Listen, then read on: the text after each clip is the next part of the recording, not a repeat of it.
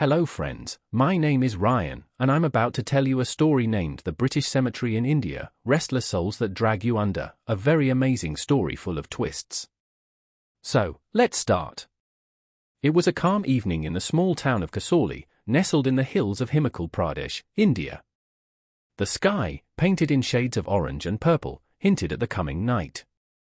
As the last rays of daylight slowly disappeared, a group of friends stood near an old cemetery, its rusted gates creaking in the wind.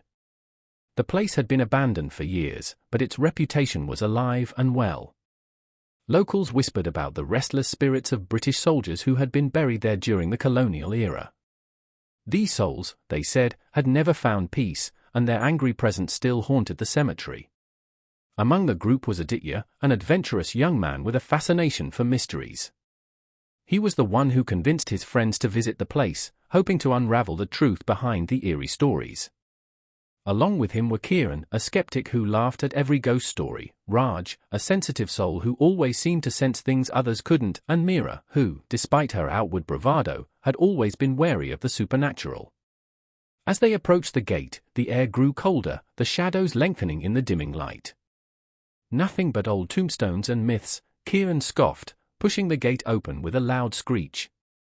But as soon as they stepped inside, an uneasy feeling washed over them, one that none of them could shake. The ground beneath their feet felt unnaturally soft, as if the earth was constantly shifting, pulling them deeper. Aditya led the way, his flashlight beam bouncing off the weathered gravestones, while Raj kept glancing nervously over his shoulder. Meera clutched her jacket tighter, her eyes darting around, trying to spot anything unusual. "It feels like someone's watching us," she muttered, but Kiran laughed it off. "There's no one here, Meera. Just your imagination running wild." As they ventured deeper into the cemetery, the wind began to howl, and a distant, low moan echoed in the air. It sounded almost like a human voice, faint but unmistakable. "Did you hear that?" Raj whispered, his voice trembling.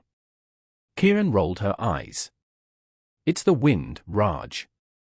Let's just keep moving." But then, Aditya stopped. He pointed toward a crypt in the distance, hidden behind a thick veil of ivy.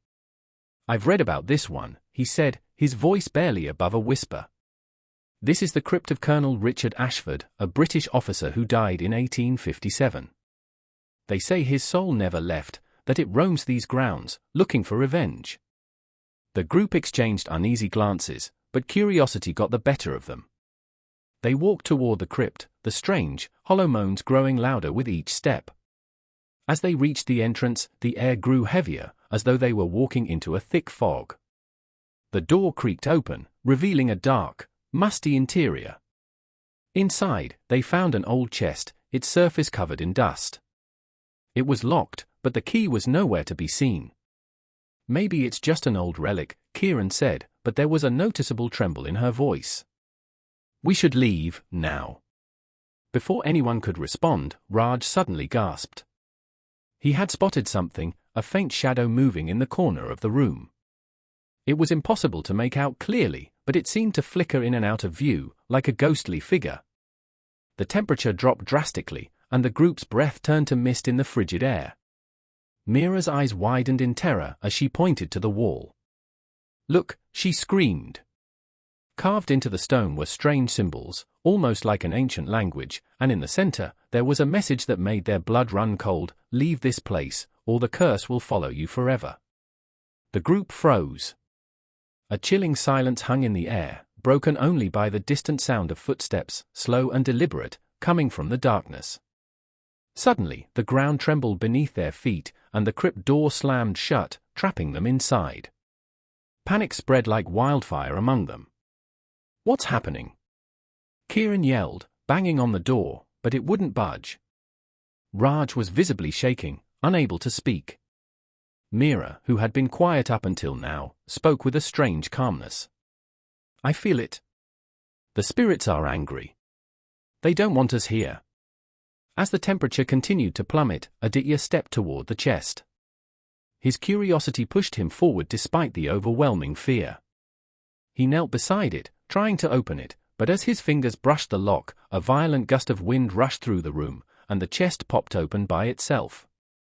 Inside, they found something none of them had expected. It wasn't gold, jewels, or relics of any kind. Instead, there was a journal, its pages yellowed with age, and a single, blood-red rose.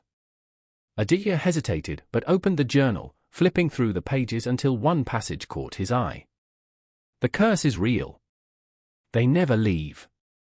The restless souls of the British soldiers drag you under when you awaken them.